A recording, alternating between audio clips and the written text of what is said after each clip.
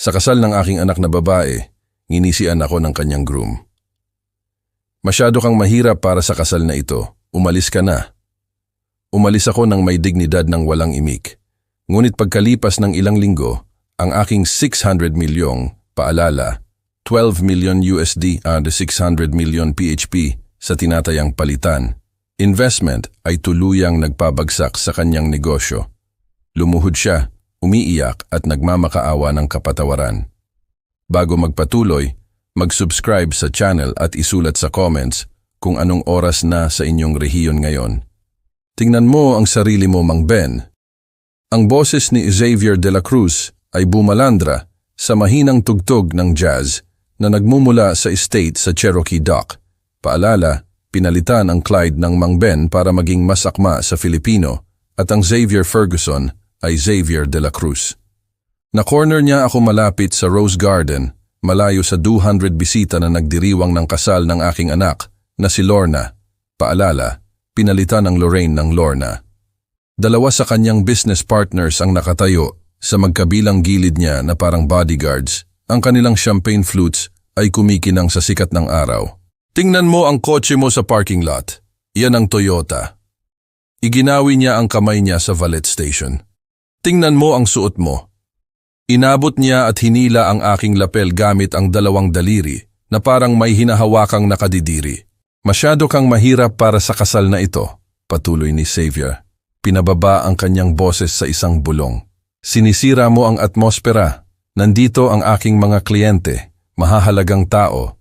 Nandito ang aking mga magulang at nakaupo ka dyan sa tabi ng pinto ng kusina na parang isang maintenance worker na naghahanap ng service entrance. Nagtawanan ng kanyang mga kaibigan.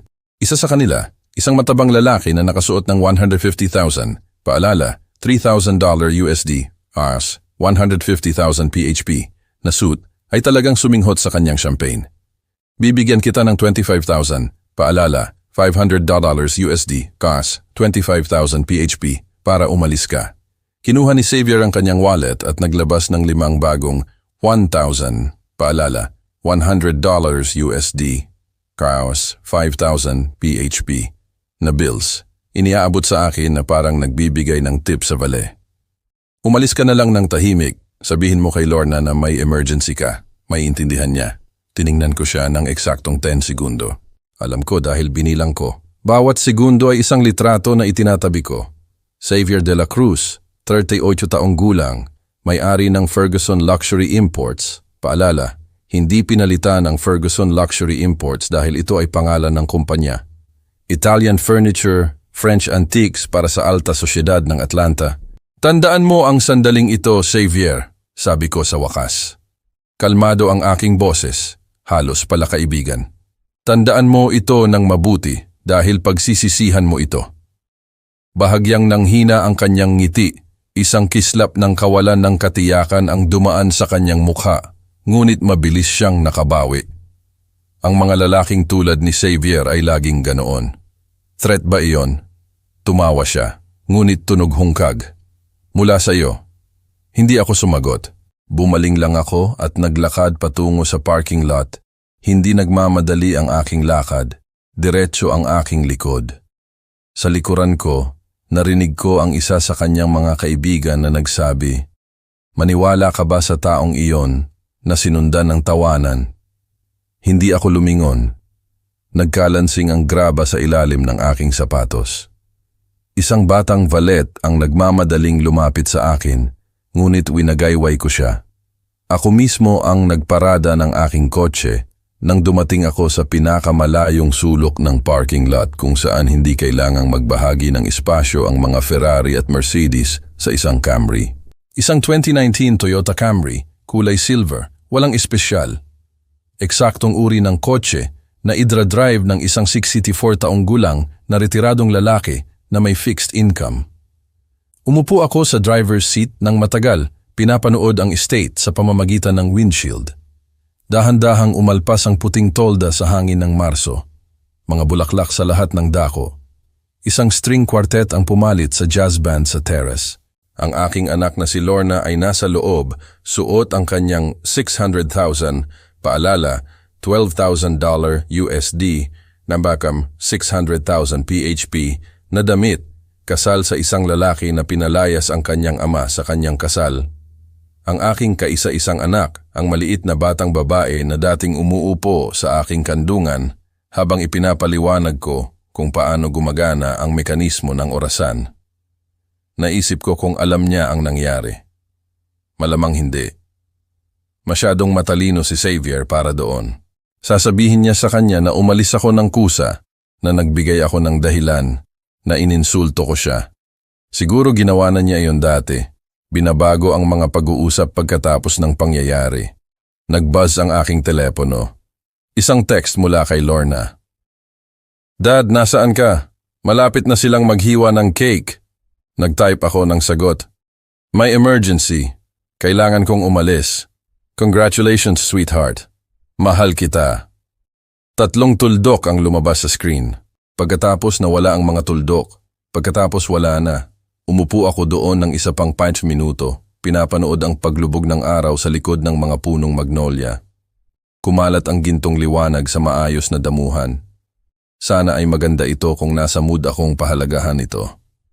Pagkatapos ay kinuha ko muli ang aking telepono at binuksan ang aking banking app. Dahan-dahang nag-load ang screen. Una ang login, pagkatapos ang verification code, pagkatapos sa wakas ay lumabas ang aking account summary. Kasalukuyang balanse, 1,912,394,570 sa pasa. Paalala, 38,247,891.43 USD. 1,912,394,570 SRPHP. Tinignan ko ang numerong iyon ng matagal. 1,912,394,570 VEWA. Ang 043, paalala, 43 cents, shar 043 PHP, ay laging nagpapangiti sa akin. Ito ay mula sa isang dividend payment noong nakaraang quarter. Isang tech stock na binili ko ilang taon na ang nakalipas at halos nakalimutan ko na. Ang uri ng rounding error na hindi napapansin ng karamihan, ngunit napapansin ko ang lahat. Laging ganoon. Ibinalik ko ang telepono at sinimulan ang makina. Umandar ang Camry. Maaasahan, tahimik, invisible, tulad ko. Akala ni Xavier de la Cruz, alam niya kung sino ako. Isang mahirap na matandang lalaki na nakasuot ng murang suit. Isang tao na maaaring paalisin ng 25,000. Paalala, $500 USD. 25,000 PHP. At isang ngisi. Malapit na siyang matuto ng isang napakamahal na aral tungkol sa pagkakaiba ng pagiging mukhang mahirap at pagiging mahirap. Ang biyahe pa uwi ay tumagal ng 47 minuto. Hindi ko binuksan ang radyo. Nagmaneho lang ako sa lumulubog na gabi sa Georgia. Pinapanood ang mga mansyon ng Buckhead na nagbibigay daan sa mga suburbs, pagkatapos sa mga katamtamang kapitbahayan ng Alpharetta, hanggang sa pumasok ako sa aking driveway sa 2847 Hickory Lane, isang palapag na bahay, 1,200 square feet, nagkakahalaga ng $9,250,000, paalala, $185,000 USD, GARS, $9,250,000 PHP, sa isang magandang araw. Maayos ang damuhan, sariwa ang pintura, umungol ang garahe nang buksan ko ito. Dito nakatira si Mang Ben Santos, paalala, pinalitan ang Clyde Allen ng Mang Ben Santos. Ang lalaki na akala ni Xavier de la Cruz ay lubos niyang naiintindihan. Nagtungo ako sa aking workshop sa garahe. 47 lumang orasan ang nakalinya sa mga dingding at workbench, mga grandfather clock sa mga sulok, mga mantel clock sa mga shelves, mga pocket watch sa ilalim ng salamin. Ang pamilyar na amoy ng machine oil at brass polish ay sumalubong sa akin na parang isang matandang kaibigan. Ang pinakamahalagang piraso ay isang Patek Philippe pocket watch mula 1892, nagkakahalaga ng humigit kumulang P2 milyon. Paalala, $40,000 USD, ₱4 milyon PHP. Huminto ito sa pagtakbo, 2 linggo na ang nakakaraan. May mali sa escapement. Kinuha ko ito at dinala sa aking workbench. Habang hinahanap ng aking mga daliri ang maliliit na tornilyo, bumalik ang aking isip sa unang beses na nakilala ko si Xavier de la Cruz. Halos 2 taon na ang nakalipas. Dinala siya ni Lorna sa hapunan dito sa bahay. Nagluto ako ng steak sa grill, nagbukas ng isang magandang bote ng alak, sinubukang gumawa ng magandang impresyon. Naglakad si Xavier sa harap na pinto at agad na nagsimulang tumingin-tingin. Hindi tulad ng isang bisita na tumitingin, mausisa, mapagpahalaga, tulad ng isang appraiser na tumitingin. nagkakalkula. Nice place, sabi niya. Ngunit ang kanyang tono ay nagsasabi ng kabaligtaran. Nang maglaon, nang paalis na sila, nakatayo ako sa porch sa mga anino. Narinig ko siyang bumulong kay Lorna sa driveway. Ang tatay mo ay namumuhay na parang janitor. Nagkunwari ako na hindi ko narinig. Sinabi ko sa sarili ko na hindi mahalaga. Ngunit naalala ko. Pagkatapos ay dumating ang Pasko. Ang pagtitipon ng pamilya de la Cruz sa Buckhead. Si Ginoong Ferguson, paalala, pinalitan ang Eugene Ferguson ng Ginoong Ferguson. Ang ama ni Xavier, isang retiradong banker, ay bumati sa akin ng isang malambot na handshake. Ang kanyang asawa, si Ginang Ferguson, paalala, pinalitan ang Patricia ng Ginang Ferguson, ay hindi man lang bumati sa akin. Nagbigay sa akin si Xavier ng isang regalo na may alam ng ngiti. Isang libro, How to Become a Millionaire Before 30. Siya mismo ang nag-inscribe nito. Hindi pa huli para mangarap, Mang Ben. Nagtawanan ng lahat. Humalakhak si Ginoong Ferguson sa kanyang scotch. Kahit si Lorna ay ngumiti, bagaman may kumislap sa kanyang mukha. Pagkapahiya, pagkakasala. Magalang akong nagpasalamat sa kanya. Dinala ang libro pa uwi. Hindi kailanman binuksan, ngunit hindi rin itinapon. May ilang paalala na mahalagang panatilihin. Ang huling alaala, ang pinakamatalim. Kaarawan ni Lorna 3 buwan na ang nakakaraan, isang party sa area, isang upscale restaurant sa downtown. Dumating ako na may regalo, isang vintage brooch mula sa isang estate sale, 18-karat gold art deco design, 40,000, paalala, $800 USD, 40,000 PHP. Hinarang ako ni Xavier sa pasukan, lahat ng ngiti para sa crowd, pagkatapos ay lumapit, bumaba ang kanyang boses, ngunit hindi sapat. Sana ay makapag-ambag ka man lang sa mga bulaklak sa pagkakataong ito. Hindi tayo nagpapatakbo ng charity dito. Sapat ang lakas ng tunog para marinig ng hostess. Sapat ang lakas ng tunog para magkatinginan ang mag-asawa sa kalapit na mesa. Wala akong sinabi. Iniabot ang aking regalo na natili ng eksaktong 11 oras pagkatapos ay umalis. Ngayon na nakaupo ako sa aking garahe kasama ang Patek Philippe sa aking mga kamay, sa wakas ay naiintindihan ko ang pattern. Ito ay hindi random na kalupitan. Masyadong matalino si Xavier para doon. Bawat insulto, bawat panunukso, bawat pampublikong pagpapahiya sa nakalipas na 2 taon ay maingat na kinalkula, idinisenyo upang makamit ang isang layunin. Paghiwalayin ako sa aking anak, ipahiya siya sa kanyang mahirap na ama, ipapili siya. At ngayong gabi sa kanyang kasal, ginawa niya ang kanyang huling hakbang. Biglang umalingaw-ngaw ang orasan sa aking mga kamay. Tumingin ako, nagulat, ang escapement. Naayos ko ito nang hindi ko namamalayan. Natagpuan ng aking mga daliri ang problema habang ang aking isip ay gumagana sa ibang bagay. Isinantabi ko ang orasan at kinuha ang aking laptop mula sa estante nito. Ferguson Luxury Imports, ang kumpanya na gustong ipagmalaki ni Xavier. 3 oras ng pananaliksik, public records, court filings, supplier databases, business registrations. Walang iligal, lubusan lang. Ang uri ng pananaliksik na ginawa ko ng libu-libong beses nang pinapatakbo ko ang sarili kong kumpanya. At ang nakita ko ay interesante. Ang imperyo ni Xavier ay nakatayo sa buhangin. Mas masahol pa sa buhangin. Utang, delay tactics, at mga supplier na nawawalan ng pasensya. May utang siyang 140 milyon, paalala, 2.8 million USD or 140 million PHP sa First National Bank of Georgia.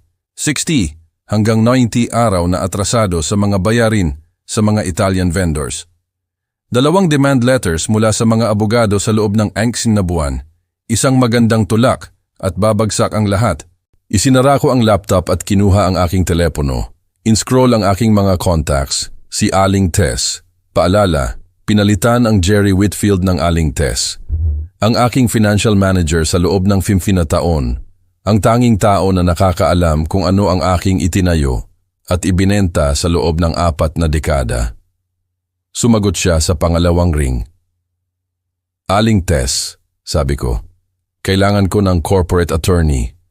Ang pinakamahusay na alam mo, Isang tao na humahawak ng acquisitions, debt restructuring, hostile transactions.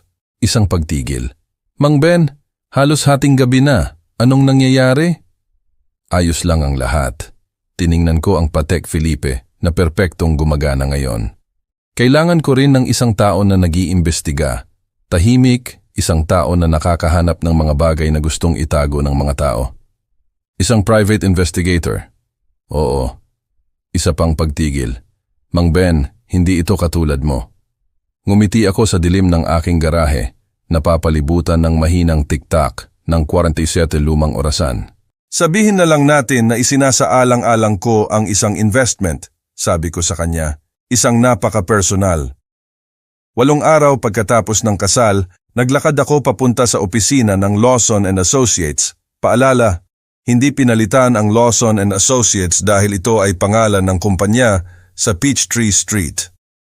Ang gusali ay lumang pera ng Atlanta, marble floors, brass fixtures, ang uri ng understated elegance na bumubulong ng tagumpay sa halip na sumisigaw.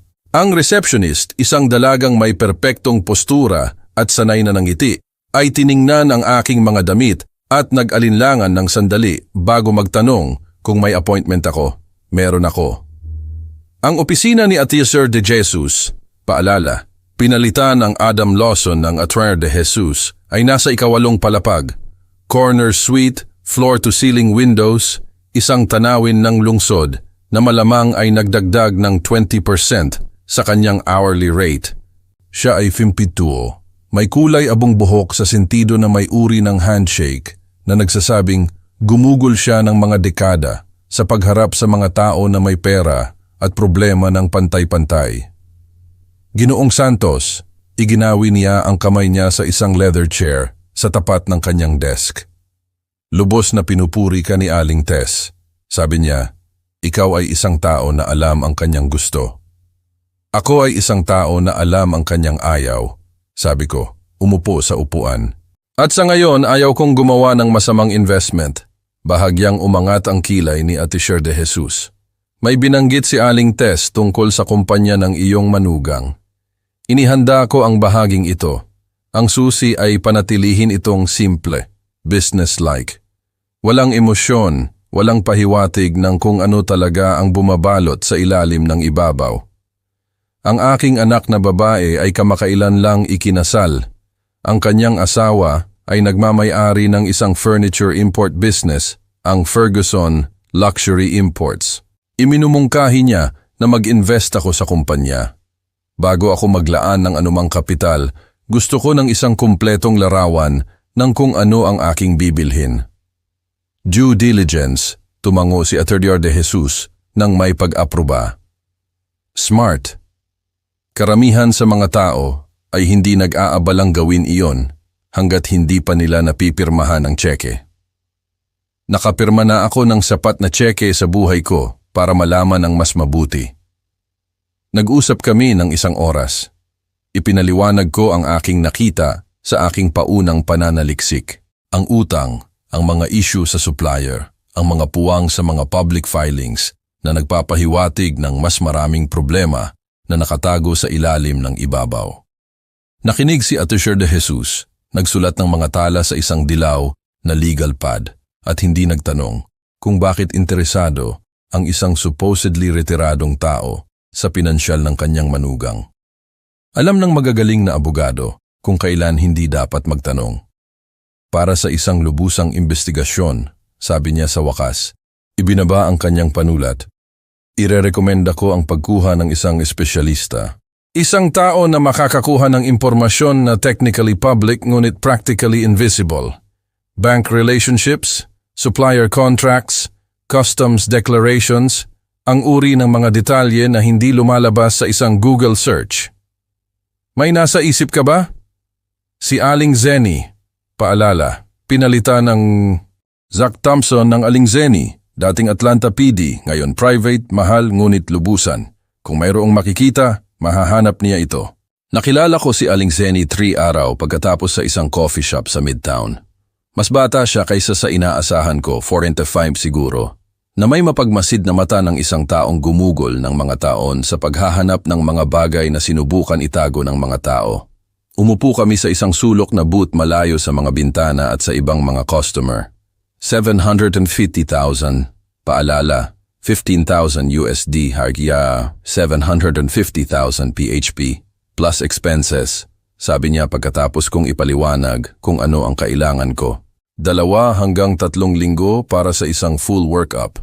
Financial records, supplier relationships, anumang legal na issue na nakabinbin o naayos. Kung may dumi, mahahanap ko ito.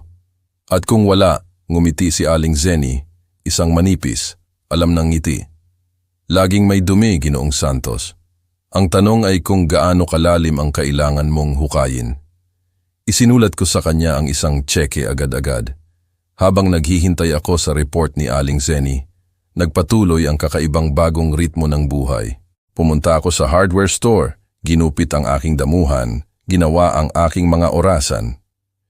Sa sino mang nanonood, isang kapitbahay marahil o ang mailman, ako ay eksaktong kung ano ang aking lumitaw, isang tahimik na retirado na pinupuno ang kanyang mga araw ng maliliit na gawain at mas maliliit na ambisyon. Ngunit ang aking isip ay nasa ibang lugar, nagpapatakbo ng mga kalkulasyon, naglalaro ng mga senaryo tulad ng isang chess game kung saan nakikita ko na ang 5 galaw sa unahan, ngunit kailangan kong maghintay para sa aking kalaban na gawin ang kanyang unang galaw. Noong Abril 2, tumunog ang aking telepono. Ipinakita ng screen ang pangalan ni Lorna. Tiningnan ko ito ng 3 ring bago sumagot. Ang isang bahagi ko ay umaasa sa tawag na ito, kinatatakutan ito. Dad. Ang kanyang boses ay malamig, formal. Ang boses na ginagamit niya sa mahihirap na vendors, hindi sa pamilya. Kailangan nating pag-usapan ang kasal. Sige. Sinabi sa akin ni Xavier ang nangyari. Sabi niya, nagulo ka. Na ininsulto mo ang kanyang mga kaibigan at pagkatapos ay umalis nang hindi man lang nagpapaalam. Naramdaman ko ang paghigpit ng aking panga, ngunit pinanatili ang aking boses na matatag. Iyan ba ang sinabi niya? Siya ay labis na nabalisa. Dad, ito sana ang aming espesyal na araw at hindi ka man lang makasuporta sa isang pagkakataon. Masakit ang mga salita kaysa sa gusto kong aminin, ngunit natutunan ko na matagal na ang nakalipas na ang katotohanan ay hindi ipinagtatanggol ang sarili. Naghihintay lang ito. Lorna, marahan kong pinutol siya. Gusto kong gawin mo ito para sa akin. Ano?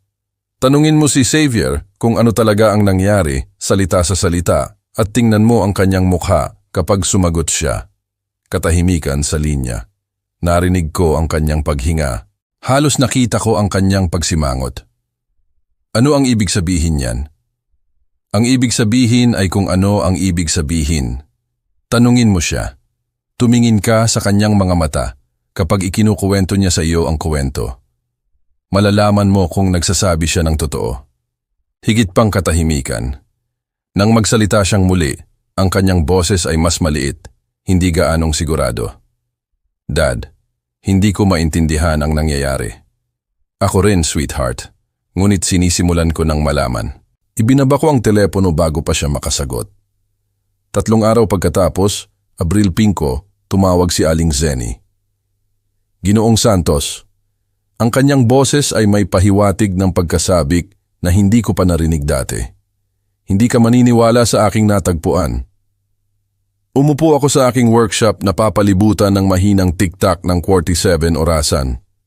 Sige, subukan mo ako. Ang kumpanya ng iyong manugang, ang Ferguson Luxury Imports. Ito ay isang bahay ng baraha, isang malakas na hangin at babagsak ang lahat. Naganap ang pulong sa conference room ni Atinder de Jesus. Nagdala si Aling Zenny ng isang kahon ng mga dokumento, kontrata, bank statements, shipping manifests, emails. Ikinalat niya ang mga ito sa mahogany table na parang isang siruhano na naglalabas ng mga instrumento. Magsimula tayo sa utang, sabi niya. Ang Ferguson Luxury Imports ay may credit line sa First National Bank of Georgia. 140 million, paalala, 2.8 million USD Western Draw, 140 million PHP. na secured laban sa mga business assets at personal na garantiya ni Xavier de la Cruz. Kinuha ko ang bank statement. Isang kwento ang sinasabi ng mga numero. Isang kwento ng isang kumpanya na nabubuhay ng higit sa kanyang kinikita. Nakamiss siya ng 2 bayarin sa nakaraang quarter, patuloy ni Aling Zeni.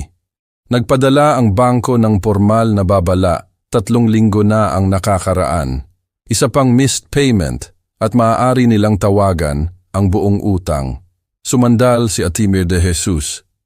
Iyan ay makabuluhan. Ang isang loan call ay magti-trigger ng agarang paghingi ng bayad mula sa ibang mga creditors. Lumalala pa. Kinuha ni Aling Zeni ang isa pang tumpok ng mga papel. Ang kanyang pangunahing suppliers, 3 kumpanya sa Italy, ang Mobile Tosana, Veneto Designs at Artisan Roma. Lahat ng 3 ay may utang, 60 hanggang 90 araw na atrasado sa mga invoice na may kabuuang 12,350,000. Paalala, $247,000 or USD, Shady's $12,350,000 PHP. Pinag-aralan ko ang mga invoice. Malinaw ang mga tuntunin sa pagbabayad. Net 30 days. Ginagawa ni Xavier na 3 buwan. Classic cash flow management para sa isang kumpanyang may problema. May higit pa. Bumaba ang boses ni Aling Zeni. Dito nagiging interesante. Gumawa siya ng isang folder ng customs declarations, import forms, shipping manifests mula sa mga Italian port. Ikinumpara ko ang declared values sa kanyang customs forms sa aktual na invoices mula sa mga supplier. Itinuro ni Aling Zeni ang isang column ng mga numero. Inuulat niya ang mas mababa ng 20 hanggang 25% ng tuloy-tuloy sa loob ng hindi bababa sa 2 taon. Agad kong naintindihan. Customs fraud, federal crime, kumpirma ni Attorney de Jesus. Duty evasion. Kung kailanman siya i-audit ng CBP, haharap siya sa malalaking multa, posibleng kriminal na kaso. Umupo ako sa aking upuan, nagpoproseso. Si Xavier de la Cruz, ang lalaki na tinawag akong masyadong mahirap para sa kanyang kasal, ay nagpapatakbo ng isang kumpanya sa hiniram na oras at hiniram na pera habang gumagawa ng mga federal crimes upang mapanatili itong lumulutang. Ang irony ay halos maganda. Magkano ang halaga ng utang? Tanong ko kay Atiar de Jesus. Kung gusto itong ibenta ng bangko. Nagkatinginan si Atiar de Jesus at Aling Zeni. Sa ngayon malamang ay tatanggapin ng bangko ang 90 cents sa $1, marahil 85. Mas gusto nilang magkaroon ng cash kaysa sa isang problemang utang. At kung ang kumpanya ay magsimulang magpakita ng mas maraming stress, mawalan ng isang pangunahing supplier, halimbawa, pagkatapos ay bumaba ang halaga ng malaki. Kinamumuhian ng mga bangko ang kawalan ng katiyakan. Kung magsimulang magmukhang seryosong default risk ang Ferguson, ibebenta nila ang utang sa 50-60 cents sa $1 para lang maalis ito sa kanilang mga libro. Tumayo ako at naglakad patungo sa bintana. Ang Atlanta ay nakalatag sa ibaba. Mga glass tower at lumang brick, yaman at ambisyon na nakapatong sa isa't isa. Gusto kong gawin mo ang 2 bagay, sabi ko. Hindi bumaling. Una, lumikha ng isang holding company. Irehistro ito sa Delaware. Pangalanan itong Hickory Holdings LLC. Narinig ko si Attorney de Jesus na nagsusulat. At ang pangalawang bagay, humanap ka ng contact sa First National Bank. Isang tao sa kanilang Distressed Assets Department, isang tao na makakapagpadil ng tahimik. Isang mahabang pagtigil. Ginoong Santos, maaari ko bang itanong kung ano ang iyong plano? Bumaling ako mula sa bintana. Akala ni Xavier de la Cruz ang pera ay tungkol sa pagpapakita. Malalaking bahay, magagarang kotse, mamahaling suite. Ngumiti ako. Ituturo ko sa kanya kung para saan talaga ang pera. Pinagmasdan ako ni Ate de Jesus ng sandali. Anuman ang nakita niya sa aking mukha ay nagpatango sa kanya ng dahan-dahan. Hickory Holdings, sabi niya. Ihaharap ko ang mga papeles sa pagtatapos ng linggo at may kilala ako sa First National, dating kasamahan, napaka-discreet. Naglakad ako sa mesa at kinuha ang aking checkbook, nagsulat ng isang tseke para sa 12.5 milyon, paalala, $250,000 USD. 12.5 milyon PHP, ang retainer ni Attorney de Jesus, ang bayad ni Aling Zeni, at paunang kapital para sa anumang susunod. Habang inaabot ko ito, tiningnan ni Tracer de Jesus ang halaga at pagkatapos ay ako. Naiintindihan mo ba kung ano ang maaaring mangyari dito? Kung mangyari ito sa paraang iniisip mong planuhin, maaaring mawala ang lahat ng iyong manugang. Naisip ko ang kasal, ang Rose Garden, ang 25,000, paalala, $500 USD Sharma 25,000 PHP na bills na iniabot na parang ako ay isang pulubi. Nawala na niya ang lahat ng mahalaga, sabi ko. Hindi pa lang niya alam. Sa labas, mainit ang sikat ng araw ng Abril sa aking mukha habang naglakad ako papunta sa aking kotse. Mapayapang naghihintay ang Camry sa parking garage. Hindi ka hanga-hanga at hindi ka pansin-pansin tulad ko. Ngunit sa likod ng manibela, nagmamaneho pa uwi sa traffic ng Atlanta, naramdaman ko ang isang bagay na hindi ko naramdaman sa loob ng maraming taon. Hindi galit na naubos na ilang araw na ang nakakaraan. Hindi man lang kasiyahan. Layunin. 2 taon na sinubukan ni Xavier de la Cruz na paghiwalayin ako sa aking anak. Sinubukan siyang ipahiya sa pinanggalingan niya. At ngayon alam ko na kung gaano kahina ang kanyang imperyo. Ang susunod na ilang linggo ay mangangailangan ng pasensya, timing, presisyon, tulad ng pagpapanumbalik ng isang maselan na mekanismo ng orasan. Isang maling galaw at babagsak ang lahat. Ngunit kung gagawin ko ito ng tama, isang hininga, sabi ni Aling Zeni. Isang hininga at guguho ang bahay ng baraha. Balak kong maging ang hininga na iyon. Abril 20, isang Martes. Ang araw na naging pinakamalaking nagpapautang ako kay Xavier de la Cruz.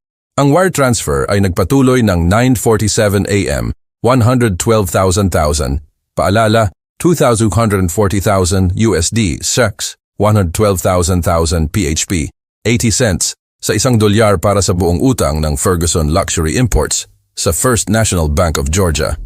Ang bangko ay masaya na maibenta ang isang problemang utang. Nakakuha sila ng malinis na pera at malinis na balanse. Nakakuha ako ng leverage, ang uri ng leverage na hindi mabibili ni Xavier de la Cruz sa lahat ng kanyang Italian furniture at French antiques na pinagsama. Tinawagan ako ni Tracer de Jesus ng hapong iyon. Nakaupo ako sa aking garahe. Ang sikat ng araw ng tagsibol ay sumasala sa maalikabok na bintana, napapalibutan ng tahimik na tiktak ng aking mga orasan. Tapos na, sabi niya. Ang Hickory Holdings LLC ngayon ang nagmamay-ari ng note, lahat ng 140 milyon, paalala 2.8 milyon USD, Yanas 140 milyon PHP nito. Kinumpleto ng legal department ng bangko ang transfer ngayong umaga. Nagpapalit ako ng sirang mainspring ng isang 1890 Ansonia Mantel clock, isang magandang piraso. Ang spring ay luma, labis na nakaunat, kailangan ng ganap na pagpapalit. Ano ang status ng bayad ni Xavier? Namimiss na naman siya ng isang installment noong nakaraang linggo. Pangatlo na sa 4 na buwan. Sa ilalim ng original na loan terms, nagtitrigger iyon ng acceleration clause. Ibig sabihin? Ibig sabihin ang bagong may-ari ng utang, iyan ay ikaw sa pamamagitan ng Hickory Holdings, ay maaaring humingi ng buong bayad anumang oras. Ayon sa batas, maaari mong tawagan ang buong 140 milyon. Paalala, 2.8 milyon USD Hanjanas, 140 milyon PHP, bukas ng umaga. Ibinaba ko ang aking screwdriver at tiningnan ang nakalantad na mekanismo ng orasan. Lahat ng maliliit na gears na yon, bawat isa ay nakasalalay sa iba. Alisin ang isang piraso at humihinto ang lahat. Hindi pa, sabi ko. Bigyan natin siya ng espasyo para makahinga. Sapat na lubid lang para isabit niya ang sarili. Ang susunod na yugto ay nangangailangan ng mas pino. Ang kumpanya ni Xavier ay nakasalalay sa 3 Italian suppliers, ang Moy, Tosana, Veneto Designs at Artisan Roma.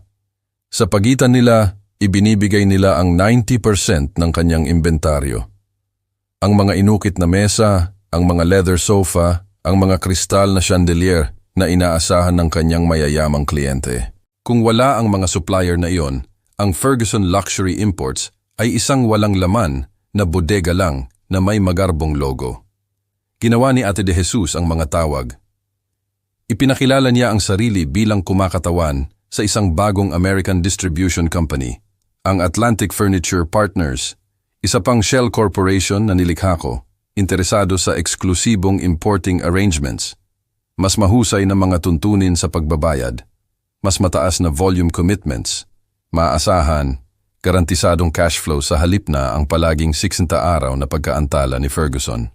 2 sa 3 kumpanya ay labis na interesado.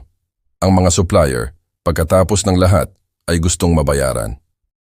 Ito ay isang simpleng konsepto na tila hindi kailanman naintindihan ni Xavier. Ang Mobile Tosana ay pumayag na. Ulat ni Atyanger de Jesus, pagkaraan ng 1 linggo.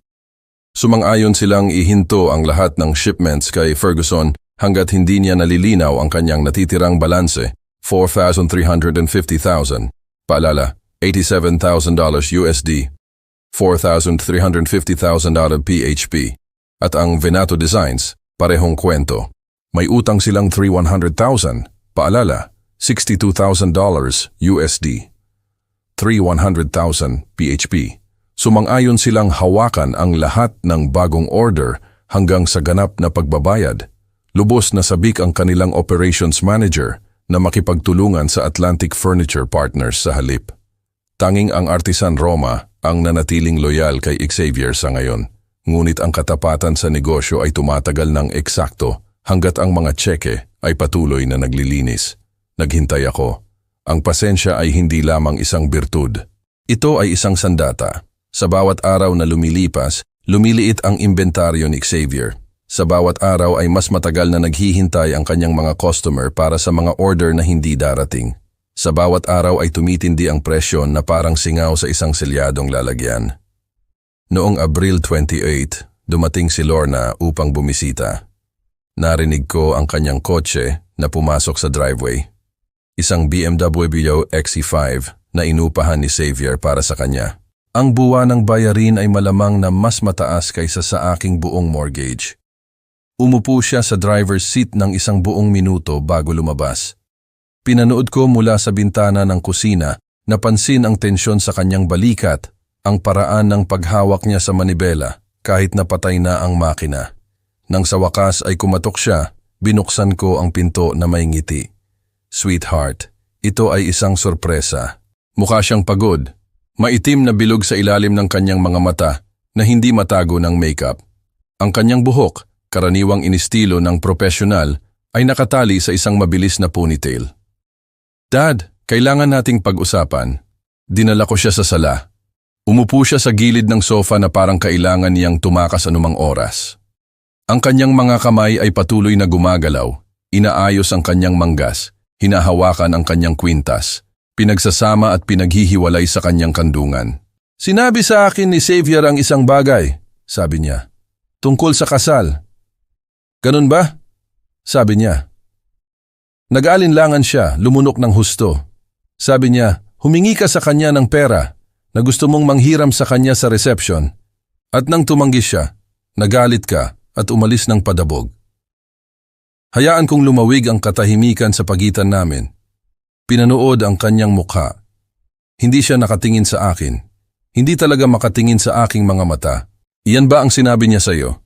Tanong ko sa wakas. Pinapanatili ang aking boses na neutral. Dad, kailangan kong malaman ang totoo. Humingi ka ba kay Xavier ng pera? Sumandal ako sa aking upuan, naisip na sabihin sa kanya ang lahat. Ang Rose Garden, ang 25,000, paalala, $500 USD, Shibaros 25,000 PHP, na iniabot na parang tip, ang paghamak sa mga mata ng kanyang asawa habang inutusan ang kanyang ama na umalis na parang isang katulong na nagtagal. Ngunit hindi pa. Ang katotohanan ay lalabas din sa huli, laging ganoon. Lorna, marahan kong sabi, naniniwala ka ba talaga na gagawin ko iyon? Humingi ng pera sa iyong asawa sa sarili mong kasal? Sa wakas ay tumingin siya sa akin. Nakita ko ang pag-aalinlangan na lumalangoy sa kanyang mga mata, ang pagkalito. Gusto niyang paniwalaan si Xavier. Kailangan niyang paniwalaan siya. Ngunit sa ilalim ng lahat, sa bahagi ng kanya na anak ko pa rin, alam niyang may hindi tama. Hindi ko na alam kung ano ang paniniwalaan, bulong niya. Kung gayon, Huwag ka munang maniwala sa anuman, sabi ko. Manood ka, makinig. Bigyang pansin ang ginagawa ng mga tao, hindi lang ang sinasabi nila. Ang katotohanan ay may sariling paraan ng pagpapakita ng sarili. Umalis siya 1 oras pagkatapos, hindi pa rin sigurado, nahahati pa rin. Ngunit nagtanim ako ng binhi. 2 araw pagkatapos nyon, Abril 30, nakatanggap si Xavier de la Cruz ng isang certified letter mula sa Italy, Mobili Toscana, na nagpapaalam sa kanya na ang kanilang kontrata na nagkakahalaga ng 17 milyon, paalala, $340,000 USD and P17 milyon PHP sa taunang negosyo ay suspendido agad-agad hanggang sa mabayaran niya ang kanyang natitirang balanse na $4,350,000, paalala, $87,000 USD, kasantas, 4,350,000 PHP. Inimagine ko ang kanyang mukha nang basahin niya ito, ang pagkalito muna, pagkatapos ang mabagal, gumagapang na pagkaunawa, pagkatapos ay ang pagkalito na bumalot na parang yelo sa kanyang mga ugat. Ang unang domino ay nahulog. Ang tawag ay dumating ng 6:15 AM noong Mayo 2. Si Aling Zeni, ang aking investigador, ay may mga pinagmulan sa lahat ng dako kabilang na, tila, sa loob ng opisina mismo ni Xavier de la Cruz. Nasa full crisis mode siya, ulat ni Aling Zeni. Tinawagan ng kanyang ama kagabi bandang 9:00 PM. Nagmakaawa ng by 5 milyon, paalala $100,000 USD, bayaran by 5 milyon PHP para sa mga Italian suppliers. At tumanggi si Ginoong Ferguson, paalala Eugene Ferguson. Sinabi kay Xavier na magbenta ng isang bagay. Ang bangka siguro o ilang kasangkapan mula sa mansyon sa Buckhead. Sabi niya wala siyang ganong uri ng pera. Nag-init ang usapan. Nagbuhos ako ng kape at ngumiti. Gaano kainit? Ibinato ni Xavier ang kanyang telepono sa kanyang opisina. Basag ang screen sa dingding. Narinig ng kanyang assistant ang lahat sa pamamagitan ng pinto. Ang imahe ay lubos na nakapagpapasya. Si Xavier de la Cruz, ang lalaki na nagsusuot ng 150,000, paalala, 3,000 USD yash 150,000 PHP, na suit at tumitingin ng mababa sa sinumang hindi kayang tularan ang kanyang wardrobe, ay nauwi sa pagsigaw sa kanyang ama para sa pera, ngunit hindi pa ako tapos. Hindi pa malapit. Mayo 15 ang ikalawang domino. Ang Hickory Holdings, ang aking kumpanya, bagaman hindi pa alam ni Xavier, ay nagpadala ng formal na demand letter sa Ferguson Luxury Imports. Certified mail, return receipt requested. Ang wika ay tumpak, drafted mismo ni Ateucher de Jesus. Ayon sa seksyon 4.2 ng credit agreement na may petsang Marso 15, 2023. Ang noteholder ay humihingi ng buong bayad ng outstanding principal balance na 140,000. Paalala, 12,800,000 USD, Maisha 140,000 PHP, plus accrued interest na 2,391,609.50. Paalala, 47,832.19 USD, Chevron 2,391,609.50 PHP, sa loob ng 90 araw mula sa pagtanggap ng abiso na ito. Ang pagkabigong sumunod ay magre-resulta sa agarang legal na aksyon upang mabawi ang lahat ng halaga na may utang, kabilang ang pagkuha ng collateral assets. Inilarawan ko si Xavier na binubuksan ang sobre. Ang pagkalito muna, sino ang Hickory Holdings, hindi pa niya narinig ang pangalan na iyon. Ang First National Bank ay humawak sa kanyang utang sa loob ng 2 taon. Kailan nila ito ibinenta? Pagkatapos ay ang takot. 140 milyon, paalala, 2.8 milyon USD, 140 milyon PHP. 90 araw. Walang paraan para magbayad. Iniwan siya ng kanyang mga supplier. Nauubos ang kanyang inventaryo. At ngayon, may isang tao na hindi niya pa nakikilala ang humihingi ng lahat ng kanyang utang. Ang kanyang mukha ay malamang na naging kulay ng lumang oatmeal. Ang kanyang mga kamay ay malamang na nanginginig habang inabot niya ang kanyang telepono. Una niyang tinawagan ng kanyang abogado, isang lalaki na nagngangalang Attorney Morales. Paalala, pinalitan ng Patterson ng Attorney Morales na naniningil ng 20,000. Paalala, 400 USD, 20,000 PHP bawat oras. Ginawa ni Attorney Morales ang kanyang pananaliksik at tinawagan si Xavier ng hapong iyon. Ang kumpanya ay lehitimo, sabi ni Atayor Morales sa kanya. Rehistrado sa Delaware.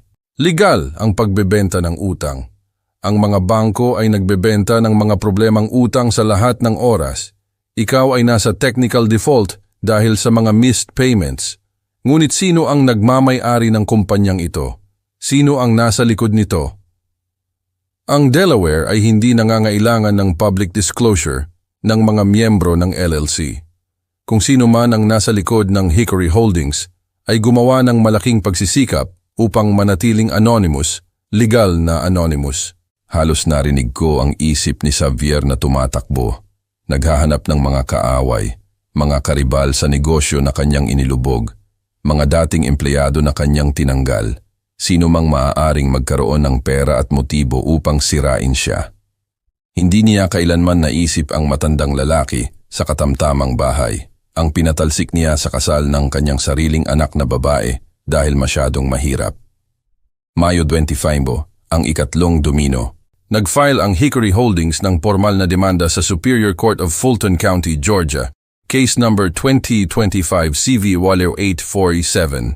Ferguson Luxury Imports LLC, defendant na humihingi ng buong bayad kasama ang interes, legal fees at gastos, kahilingan para sa pinabilis na paghatol.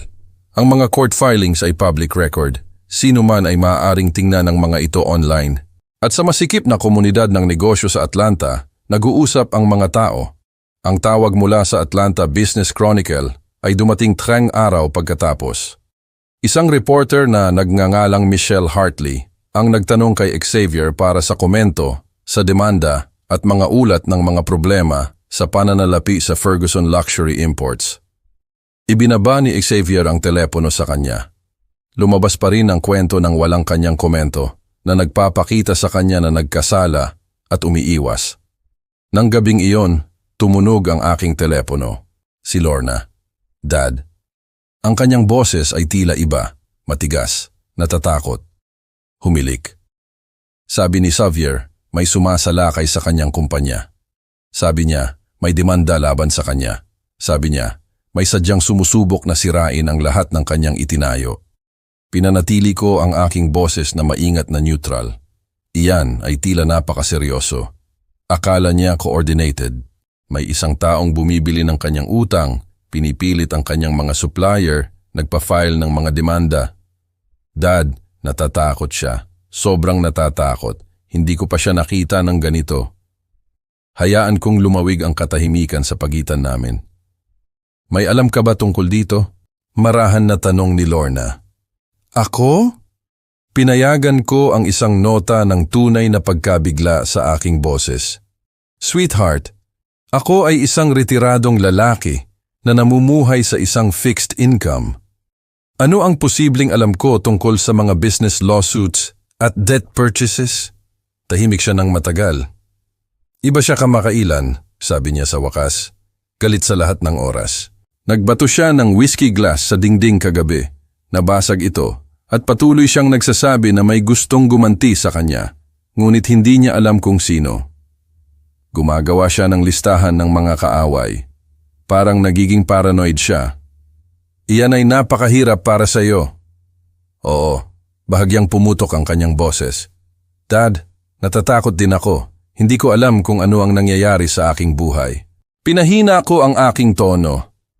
Anumang kasiyahan ang naramdaman ko sa panonood kay Xavier na naghihirap, si Lorna ay anak ko pa rin. Kung kailangan mo ng anumang bagay, sabi ko, nandito ako palagi. Alam mo iyan. Pagkababa niya ng telepono, naglakad ako sa aking garahe. Ang Patek Philippe ay nakaupo sa kanyang stand, nagpapanatili ng perpektong oras. Kinuha ko ito at inilapat sa aking tenga, nakikinig sa matatag na tik-tak, tik-tak, tik-tak ng escapement. Pasensya, presisyon, bawat piraso sa tamang lugar. Walang ideya si Xavier de la Cruz kung sino ang nasa likod ng Hickory Holdings. Walang ideya na ang mahirap na matandang lalaki na pinatalsik niya ng 25,000, paalala $500 USD, Juanbras 25,000 PHP, ay niyakap na ang lahat ng pag-aari ni Xavier. At ang pinakamagandang bahagi, nagsisimula pa lang ako. Hunyo 1, Ang artikulo ay lumabas sa website ng Atlanta Business Chronicle ng 7 a.m. Ferguson Luxury Imports, nahaharap sa demanda. Lumalabas sa mga dokumento ng korte ang milyon-milyong utang. Binasa ko ito habang nag-aalmusal, sinasara ang bawat salita kasama ang aking kape sa umaga. Ginawa ng reporter ang kanyang takdang aralin. Kinuha niya ang mga court filings, kinapanayam ang mga sources sa industriya, at kahit nakahanap ng isang dating empleyado na handang magsalita tungkol sa patuloy na problema sa cash flow at mga naantala na paychecks na minsan ay tumatagal ng linggo. Ang litrato na ginamit nila ay partikular na akma. Si Xavier sa isang charity gala noong nakaraang taon, may champagne sa kamay, nakangiti na parang isang tao na walang problema sa mundo. Ang pagkakaiba sa pagitan ng imahe na iyon at ng kanyang kasalukuyang realidad ay halos makata. Hunyo Bible ay nagdala ng isa pang regalo. Ang Artisan Roma, ang huli sa 3 Italian suppliers ni Xavier, ang tanging nanatiling loyal sa simula ng krisis, ay nagpadala ng sarili nilang termination letter. Nakita nila ang balita. Ginawa nila ang kanilang sariling pananaliksik at nagpasya silang hindi na sila makipagsapalaran sa isa pang American partner na maaring hindi magbayad ng kanyang mga bills. Nagpadala sa akin si Aling Zenny ng litrato ng bodega ni Xavier sa Norcross. Sinasabi nito ang buong kwento ng walang anumang salita. 6 na buwan na ang nakakaraan. Ang 15,000 square foot space na iyon ay puno mula sa sahig hanggang kisame ng Italian leather sofas, inukit na dining tables, kristal na chandelier na nakabalot sa protective cloth. Ngayon ay kalahating walang laman, marahil ay mas kaunti. Ang mga kasangkapan na natira ay nagkakalat ng alikabok, hindi na bentang inventaryo na kumakatawan sa pera na lubhang kailangan ni Xavier, ngunit hindi niya makuha dahil wala ng mga customer na bibili nito. Hunyo 10, ang bangko na naghawak sa business checking account ni Xavier ay pinigilan ng kanyang corporate credit card. Ang iyong credit rating ay ibinaba, ipinaalam nila sa kanya sa isang form letter na malamang ay tumagal ng 30 segundo upang mabuo. Nililimitahan namin ang iyong credit exposure hanggat hindi nagiging stable ang iyong sitwasyon sa pananalapi. Inimagine ko siyang nakakatanggap ng tawag na iyon. Ang kulay ay nawawala sa kanyang mukha. Ang pagkaunawa na kahit ang kanyang sariling bangko, ang institusyon na dapat ay sumusuporta sa kanya sa mahihirap na panahon, ay nawalan ng tiwala sa kanyang kakayahang mabuhay. Nang hapong iyon tumunog ang aking telepono. Ipinakita ng caller ID ang isang numero na hindi ko kinikilala, ngunit ang area code ay Atlanta. Ginoong Santos, ito si Ginoong Ferguson, paalala, Eugene Ferguson, ang ama ni Xavier. Sumandal ako sa aking upuan, pinayagan ko ang isang maliit na ngiti na hindi niya makikita. Ginoong Ferguson, ito ay hindi inaasahan. Alam kong hindi tayo malapit. Ang kanyang boses ay matigas, formal. Ang boses ng isang tao na hindi sanay humingi ng tulong kaninuman. Ngunit tumatawag ako tungkol kay Xavier. Nasa malubhang problema ang kanyang negosyo. May narinig ako tungkol doon. Nabasa ang artikulo kaninang umaga. Talaga, nalulunod siya, Mang Ben. May isang tao na sistematikong sumisira sa kanya. Ang utang, ang mga supplier, ngayon ang demanda na ito at ang coverage ng press. Hindi siya makakaligtas dito. Isang pagtigil. Naisip ko lang kung may kilala ka na makakatulong. Isang investor, marahil, isang tao na may kapital na maaring gustong tumulong. Ang pagkamapangahas ay halos maganda. Si Ginoong Ferguson, ang lalaki na nagbigay sa akin ng isang malambot na handshake noong Christmas dinner na nanood sa kanyang anak na pinahiya ako sa bawat pagkakataon ng walang imik, ay tumatawag ngayon sa akin upang itanong kung kaya kong iligtas ang kanyang anak. Ginoong Ferguson, dahan-dahan kong sabi, hinahayaan kong lumawig ang katahimikan. Ako ay isang retiradong lalaki na may fixed income.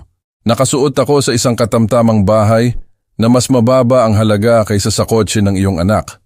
Nagmamaneho ako ng Toyota. Ano ang posibleng magawa ko para makatulong? Katahimikan sa linya. Halos narinig ko siyang nagpoproseso, muling nagtatasa. Sinusubukang pagkasunduin ang akala niyang alam niya tungkol sa akin sa mga limitasyon na aking inilalarawan. Naiintindihan ko, sabi niya sa wakas. Ang kanyang boses ay malamig na ngayon, nabigo, marahil ay medyo naghihinala. Patawad sa aking pag-abala sa iyo. Ibinaba niya ang telepono ng walang paalam, tulad ng gagawin ng kanyang anak. Nang gabing iyon, umupo ako sa aking garahe at nagtatrabaho sa isang 1885 Gustav Becker wall clock na ipinadala sa akin ng isang kolektor sa Savannah para sa restoration. Ang mekanismo ay komplikado. Mahigit 300 individual na bahagi na nagtutulungan ng perpektong magkakasama. Isang maling pagkakaayos ng gear, isang sirang spring, isang maluwag na tornilyo at humihinto ang lahat. Tulad ng isang negosyo, tulad ng isang maingat na itinayong buhay, tulad ng imperyo ng palabas at pagkukunwari ni Xavier de la Cruz. Nag-buzz ang aking telepono. Isang text mula kay Aling Zenny. May bagong natuklasan si Xavier. Naghahanap siya tungkol sa Hickory Holdings buong araw. Natagpuan ang attorney of record si Atimona de Jesus. Ngayon hinahanap niya si Atimona de Jesus online. Natagpuan ang isang litrato mula sa Atlanta Restoration Society Gala 2022. Hulaan mo kung sino ang nakatayo sa tabi ni Atimona de Jesus sa litrato. Ngumiti ako at nag-type ng sagot. Hulaan ko, isang matandang lalaki na nagmamaneho ng Toyota. Agad na dumating ang sagot ni Aling Zenny. Bingo, nakita lang ng iyong manugang kung sino ang bumili ng kanyang utang. Mukha siyang nakakita ng multo. Ibinaba ko ang aking telepono at kinuha ang mainspring ng Gustav Becker. Inilapat ito sa ilaw. Perpektong tensyon, perpektong balanse. Sa wakas ay natuklasan ni Xavier de la Cruz kung sino ang sumisira sa kanya. Ngayon ay magiging tunay na interesante ang mga bagay. Hindi nag-aksaya ng oras si Xavier. Pagsapit ng Hunyo 12, ginawa niya ang gagawin ng sino mang desperadong tao na may resources. Nagsimula siyang maghukay ng mas malalim. Patuloy akong iniuulat ni Aling Zenny sa kanyang pag-unlad.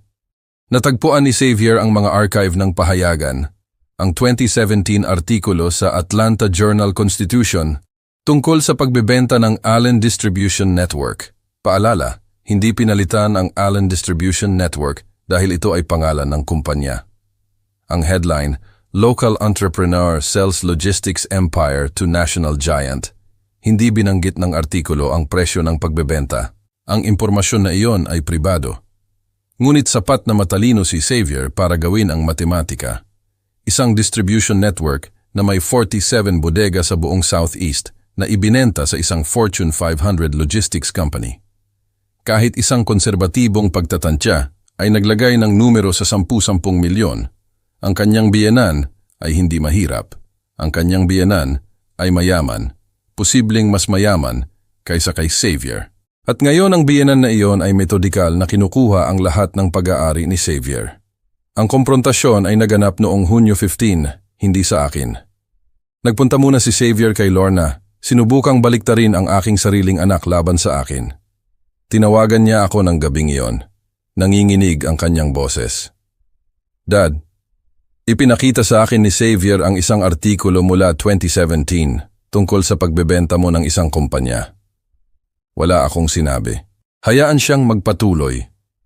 Sabi niya mayaman ka na itinago mo ito sa lahat ng mga taong ito na ikaw ang nasa likod ng Hickory Holdings, sa likod ng demanda, sa likod ng lahat. Nahuli ang kanyang hininga. Sabi niya, sadyang sinisira mo siya. Ano sa tingin mo? Marahan kong tanong. Hindi ko na alam kung ano ang iisipin pa.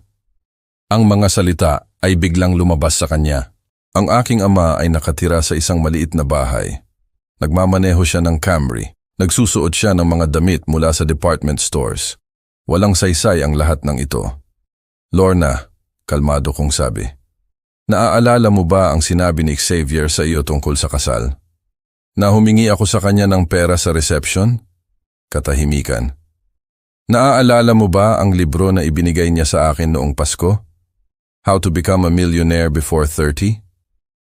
Naaalala mo ba ang lahat ng mga pagkakataon na nagkomento siya tungkol sa aking bahay, aking kotse, aking mga damit?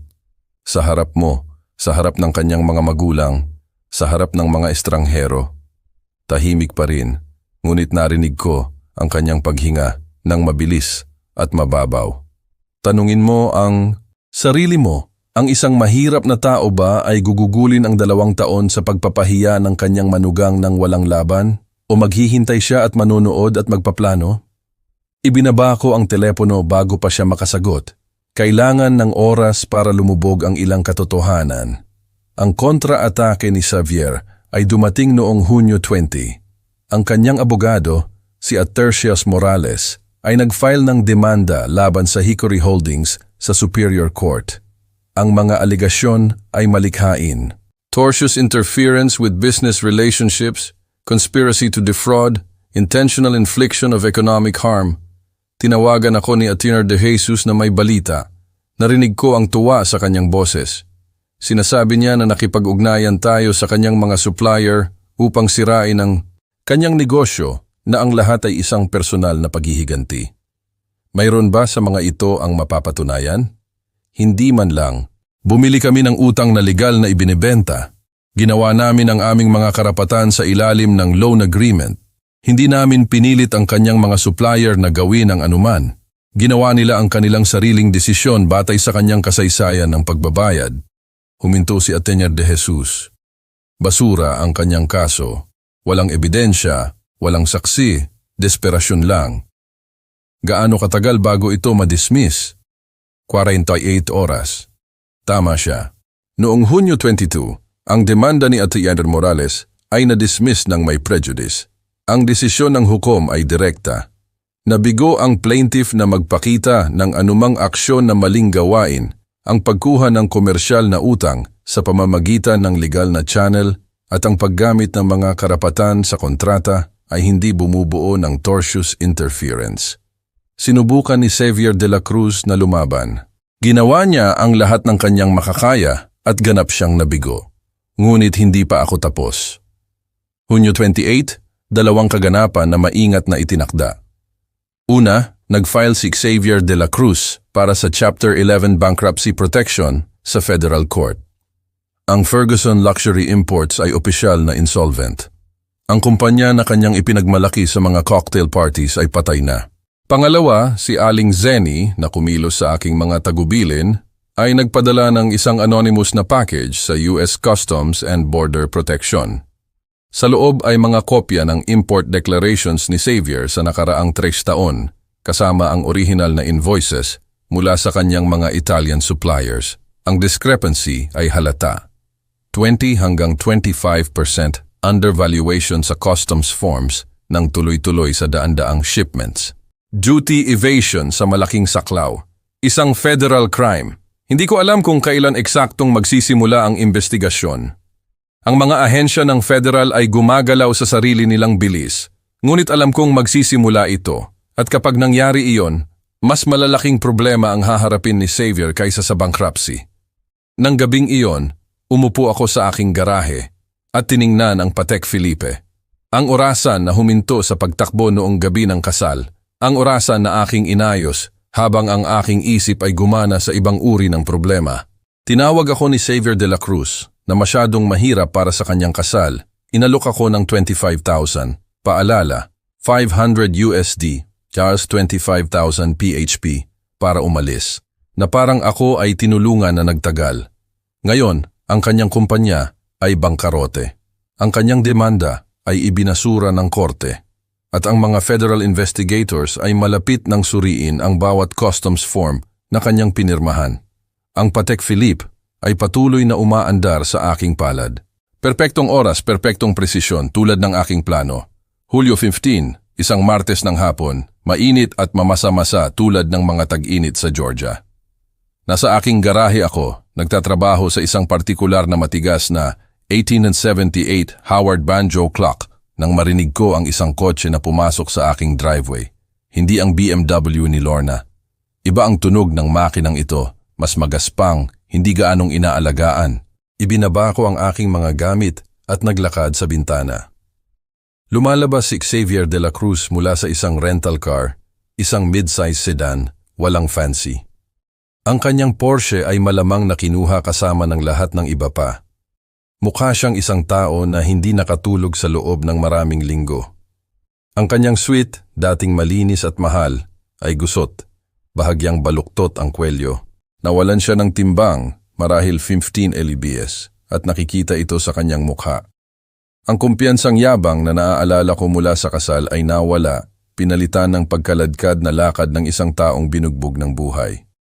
Binuksan ko ang pintuan bago pa siya makakatok. Nang matagal, nagkatinginan lang kami.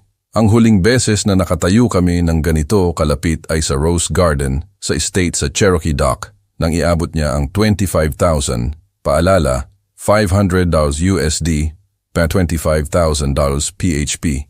At sinabihan akong masyado akong mahirap para sa kanyang kasal, 4 na buwan na ang nakakaraan, parang isang buong buhay. Mang Ben, pumutok ang kanyang boses sa aking pangalan. Alam kong ikaw iyon. Wala akong sinabi. Pinanood ko lang siya. Ang paraan ng pagbilang niya sa mga 5,000, paalala, $100 USD, Marisan 5,000 PHP, na bills, ang Hickory Holdings, ang pagbili ng utang, ang mga supplier, lahat iyon. Lumunok siya ng husto. Alam kong ikaw ang nasa likod ng lahat. Ganun ba? Sumandal ako sa doorframe, nakakrus ang mga braso. At paano mo nalaman iyan?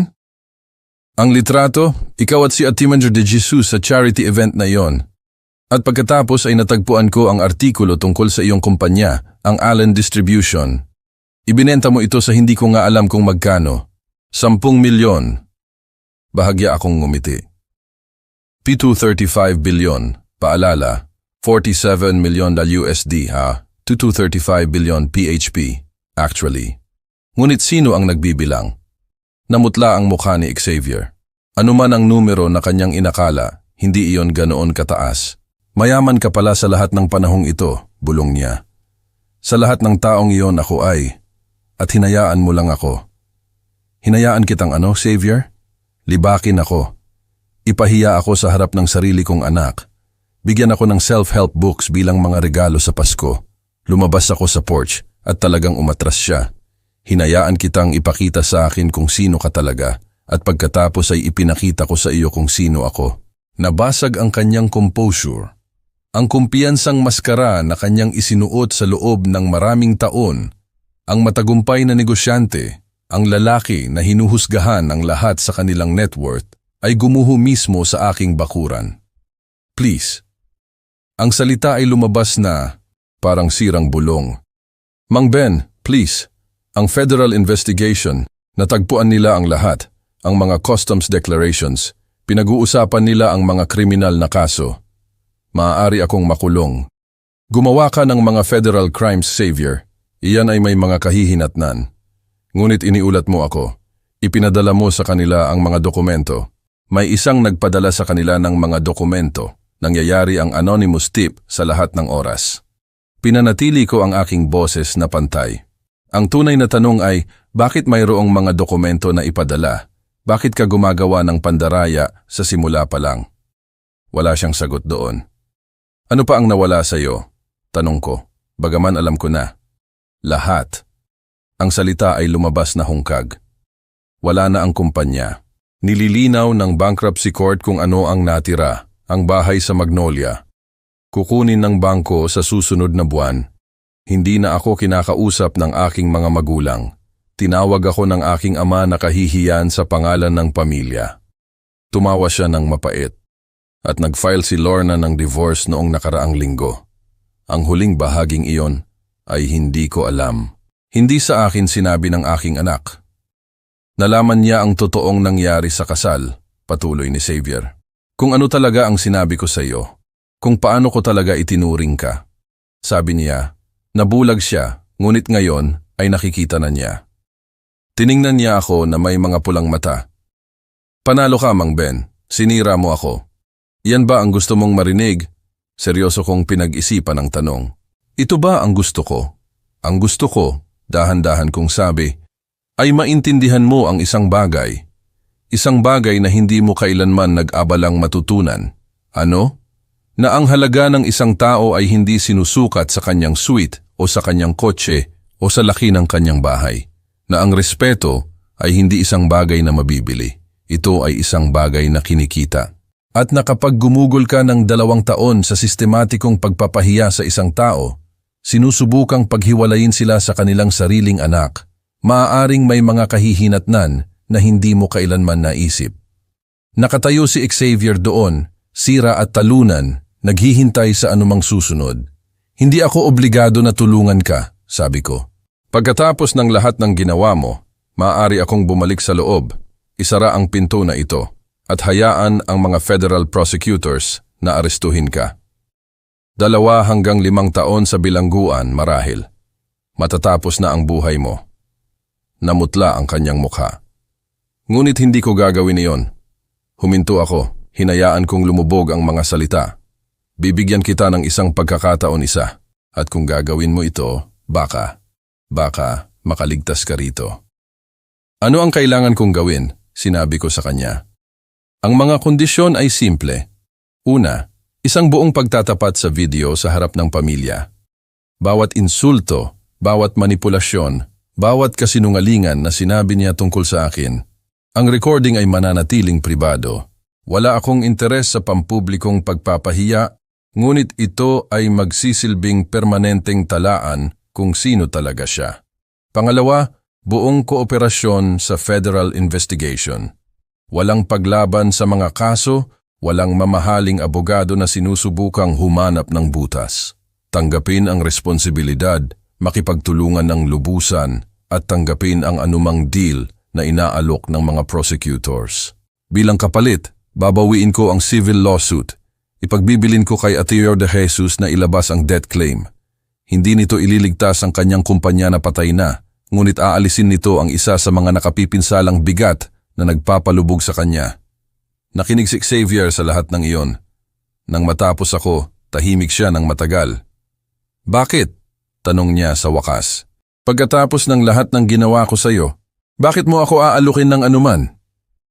Naisip ko ang tanong tungkol sa Patek Philippe watch sa aking garahe na perpektong gumagana ngayon, tungkol sa mga sirang bagay na maaaring ayusin kung may pasensya at kasanayan. Dahil hindi ako ikaw, Xavier. Hindi ako sumisira ng mga tao para sa laro. Ipinagtatanggol ko ang akin at pinaparusahan ko ang mga sumusubok na saktan ang aking pamilya. Ngunit hindi ko sisikuhin ang isang tao kapag nakahiga na siya. Nakipagtinginan ako sa kanya. Mayroon kang 1 linggo para magdesisyon. Bumalik ako sa loob at isinara ang pinto. Setyembre 20, isang Sabado ng hapon, sariwa at malinaw, nagtipon sila sa aking sala. Ang parehong katamtamang silid na dating ipinawalang bahala ni Xavier bilang quarters ng janitor. Ang irony ay hindi nawala sa sinuman. Umupo si Xavier sa isang straight back chair na nakaharap sa isang kamera sa tripod. Tinanggap niya ang aking mga tuntunin, syempre. Wala siyang pagpipilian. Ang alternatibo ay bilangguan at kumpletong pagkasira. Umupo si Lorna sa sofa. Ang kanyang diborsyo ay natapos 2 linggo na ang nakakaraan. Lumipat siya sa isang apartment sa Midtown, nagsimulang maghanap ng bagong trabaho, malayo sa mga labi ng Ferguson Luxury Imports. Naghapunan kami ng 2 beses sa nakaraang buwan, awkward sa simula, ngunit nagiging mas madali sa bawat pag-uusap. Si Ginoong Ferguson ay naroon din, kasama ang kanyang asawa, si Ginang Ferguson. Nagmaneho sila mula sa Buckhead sa kanilang Mercedes, ang unang beses na nakatapak ang sinuman sa aking mapagpakumbabang tahanan. Mukhang mas matanda si Ginoong Ferguson kaysa sa naalala ko. Ang kumpiyansa ng kanyang banker ay pinalitan ng isang bagay na mas tahimik, isang bagay na maaaring kahihiyan. Kailan ka handa? Sabi ko kay Xavier. Huminga siya, tumingin sa kamera, at nagsimula. Ang pagtatapat ay tumagal ng 47 minuto. Inilarawan niya ang lahat ng detalyado. Ang kasal, kung ano talaga ang sinabi niya sa Rose Garden, ang $25,000, paalala, $500 USD, 25,000 PHP, na iniabot na parang tip, ang utos na umalis sa sarili kong selebrasyon ng anak, ang 2 taon ng sistematikong pagpapahiya, ang libro sa Pasko na may mapanuyang inskripsyon, ang mga komento sa bawat pagtitipon ng pamilya, ang mga kasinungalingan na sinabi niya kay Lorna upang baliktarin siya laban sa akin. Inamin din niya ang business fraud, ang customs declarations, ang sistematikong undervaluation ng imports upang iwasan ang mga tungkulin. Lahat ng ito ay dokumentado at detalyado sa kanyang sariling mga salita. Nang matapos siya, basa ang kanyang mukha ng luha. Hindi para sa ginawa niya, hinala ko, kundi para sa halaga nito. Pinahinto ko ang recording. Mananatili ito sa pamilya, sabi ko. Hindi ito para sa publiko, hindi ito para sa paghihiganti. Para ito malaman ng lahat dito kung ano talaga ang nangyari at kung bakit. Tahimik na umiiyak si Lorna. Mukhang tumanda ng 10 taon si Ginang Ferguson sa nakaraang oras. Tiningnan ni Ginoong Ferguson ang kanyang anak na may ekspresyon na hindi ko gaanong mabasa. Pagkadismaya, tiyak, ngunit marahil ay may iba pa sa ilalim. October 15, nakaharap si Xavier sa isang federal judge at tinanggap ang isang plea agreement, 2 taon ng probation, isang P17 million, paalala, 340,000 USD home P17 million PHP, na multa, isang 5 taong pagbabawal mula sa industriya ng import-export. Halos hindi siya nakaiwas sa bilangguan. Tunay sa aking salita, pinabawi ko kay Attorney De Jesus ang civil lawsuit ng araw ding iyon. Ang utang na hawak ng Hickory Holdings, ang nakapipinsalang bigat na nakatulong upang pabagsakin siya, ay inilabas. Hindi pinatawad eksakto, ngunit hindi na aktibong hinahabol siya. Ito ay mas maraming awa kaysa sa nararapat sa kanya, ngunit ito ang tamang gawin. Oktubre 28, ang huling Sabado ng buwan, dumating si Lorna upang bumisita. Hindi ang depensibong Lorna na umakusa sa akin ng pag-iwan sa kanyang kasal, kundi isang mas malambot, isang tao na nagkaroon ng oras upang iproseso ang lahat ng nangyari at tanggapin ito. Umupo kami sa kusina, umiinom ng kape, nag-uusap tungkol sa kanyang bagong job search at ang kanyang mga plano para sa hinaharap. Normal na pag-uusap ng mag-ama, ang uri na hindi namin nagkaroon sa loob ng maraming taon. Dad, sabi niya sa wakas, ibinaba ang kanyang tasa. Bakit hindi mo kailanman sinabi sa akin ang tungkol sa kumpanya, ang pera, anuman sa mga ito? Maingat kong pinag-isipan ang tanong. Inaasahan ko ito sa loob ng maraming buwan. Nang ibenta ko ang Allen Distribution, sabi ko, gumawa ako ng desisyon. Ginugol ko ang 40 taon sa pagtatayo ng kumpanyang iyon. Nagtatrabaho ng 60 oras sa isang linggo. Namimiss ang mga holidays at kaarawan. At sa huli marami akong pera at wala na halos iba. So, itinago mo lang? Pinsimple ko. Pinanatili ko ang bahay dahil gusto ko dito. Pinanatili ko ang aking mga orasan dahil nagpapasaya sila sa akin. Binitawan ko ang lahat ng iba pa. Ngumiti ako. Nandyan pa rin ang pera. Ngunit ayaw kong tukuyin ako nito at ayaw kong tukuyin kung paano ako ituturing ng mga tao. Tahimik si Lorna. Trinato ka ni Xavier na basura dahil akala niya mahirap ka. Oo. At hinayaan mo siya sa loob ng 2 taon, nanonood lang. Nanonood din ako sa iyo, sweetheart. Nanonood kung paano kanya naiimpluwensyahan, umaasa na makikita mo ang kanyang tunay na kulay. Inabot ko ang kanyang kamay. Hindi mo ginawa, kaya kailangan kong ipakita sa iyo. Pinisil niya ang aking mga daliri. Patawad, Dad. Sa paniniwala sa kanya, sa hindi pagtatanong, sa pagkapahiya. Hindi mo kailangang magpaumanhin sa pagiging bata at in love. Tumayo ako. Sumama ka sa akin. Gusto kong ipakita sa iyo ang isang bagay. Dinala ko siya sa garahe. Ang aking workshop ay puno ng 47 orasan na aking kinolekta at inayos sa paglipas ng mga taon. Tingnan mo ito?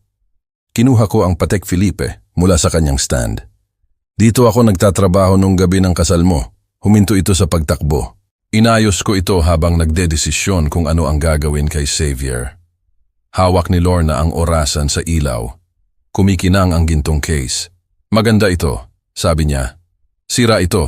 Ngayon ay perpektong gumagana. Huminga ako. May mga bagay na maaaring ayusin, Lorna.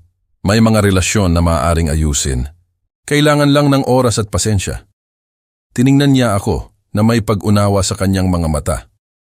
Tulad natin. Tulad natin. Hinayaan ko siyang panatilihin ang orasan. Isang regalo, isang simbolo, isang paalala na ang mga sirang bagay ay hindi kailangang manatiling sira. Nang gabing iyon, umupo akong mag-isa sa aking garahe, napapalibutan ng mahinang tiktak ng 47 orasan. Wala na ang Patek Philippe. Ngunit ayos lang iyon. Naglingkod ito sa layunin nito. Natuto si Xavier de la Cruz ng isang mamahaling aral tungkol sa paghuhusga ng mga tao sa pamamagitan ng panlabas na anyo. Nawalan siya ng kumpanya, bahay, kasal at halos kalayaan. Hindi ako lubos na nagtagumpay. Kasiyahan marahil, ang tahimik na kasiyahan ng isang niloko, isang orasan na naibalik sa gumaganang kondisyon. May ilang tao na sinusukat ang yaman sa dolyar at kotse at square footage. Iba ang aking pagsukat. Sinusukat ko ito sa kakayahang protektahan ang mga mahal ko at ang kapangyarihan